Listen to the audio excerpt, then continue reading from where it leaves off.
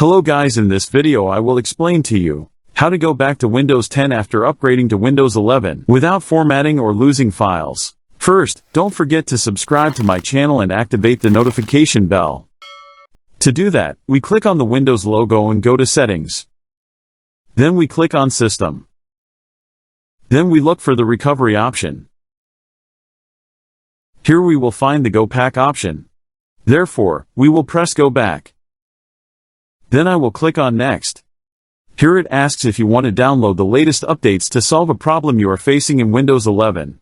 I will press No thanks.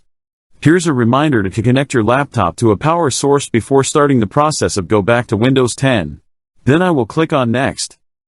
Here's a reminder to remember your Windows 10 password if you have one. Then I will click on Next.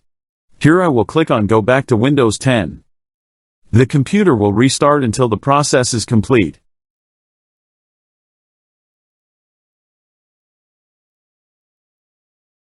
And here we are back to Windows 10 without data loss, and as you can see, all programs are as they were, nothing has been removed. At the end of the video you will find a playlist containing all the Windows 10 tutorials. If you like the video, click like and subscribe to my channel to encourage me to provide everything new.